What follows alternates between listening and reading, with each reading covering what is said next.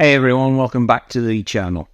Today we're diving deep into a classic track that helped really to define progressive rock. Yeses and You and I from their 1972 album, Close to the Edge.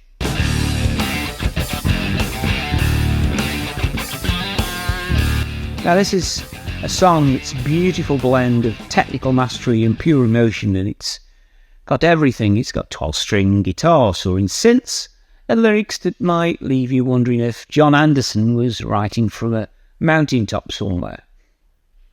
So let's break it down, explore the music, and figure out why this track still resonates so highly today. And before we get started, this coming Friday, October the 25th, John is celebrating his 80th birthday. Can you believe that? So I've got something really big planned for Friday, so remember to tune in from 17:45 for a special edition. Alright, let's get into this one. Now, And You and I isn't your typical rock song. It's split into 4 distinct sections: Chord of Life, Eclipse, The Preacher, the Teacher, and Apocalypse. Each part has its own feel, but they're all connected by a central theme, exploring life, connection, and those big existential questions. Kind of like that friend at a party who always talking about the meaning of life. But in this case, it's backed up by some of the best musicianship you will ever hear. The track runs just over 10 minutes, which might sound long, but trust me, Yes knows how to keep things moving. It's like a musical journey that takes you through different moods and ideas, really without ever getting dull. So let's talk lyrics. John Anderson, the band's vocalist, wrote these poetic, almost mystical lyrics that can feel a little bit, well, abstract. But there's a method to the madness. At its core, And You and I is all about connection. Connection to nature, to the universe, and to each other.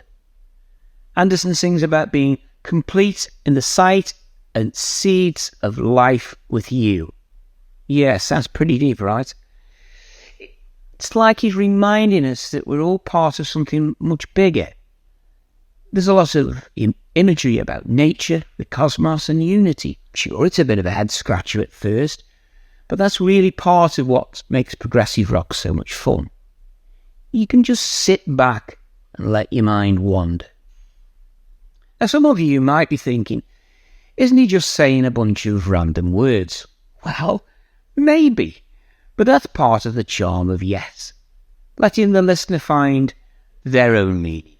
Alright, then let's get into the real meat of this song, the instrumentation. And you can't talk about Yes without giving props to the individual band members, because they each bring something special to the table. First up, Steve Howe on guitar. He's playing a 12-string acoustic to kick things off in Chord of Life, creating that lush, meditative sound. It's like you're stepping into a whole new world right from the start. Later on, he brings in the pedal steel guitar during Eclipse, which gives the song this dreamy, otherworldly vibe. Seriously, it's like hearing a sunrise, if you can imagine. Then there's Rick Wakeman on keyboards, an absolute wizard with the Mellotron and the Moog synthesizer.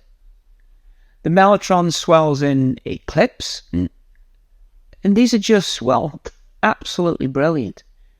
It's the kind of sound that makes you feel like you're floating through space. I've got to mention Chris Squire, inevitably, on bass. He's got that iconic Rickenbacker tone that drives the song forward. Really almost like a second melody underneath John Anderson's voice. Now, if you're a bass player, you've probably tried to emulate this guy at some point. Last but not least, Bill Bruford on his drums.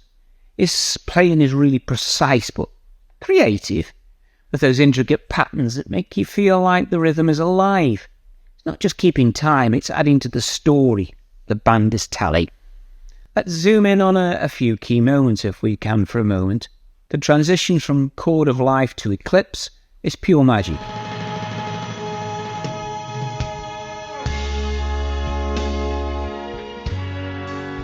You've got Steve Howe's acoustic guitar shifting to this big, expansive sound with Rick Wakeman's Mellotron.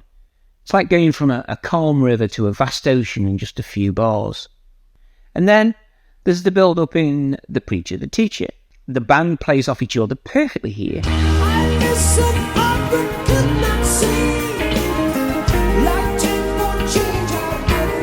Squire's bass line dances around Wakeman's synth, and Bruford's drums tie it all together. It's that kind of moment that makes you go, how did they even come up with this? Finally, the song comes full circle in Apocalypse, returning to themes from the opening.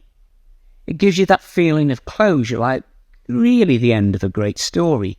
The way the instruments swell together at the end, it's really like just a beautiful symphony.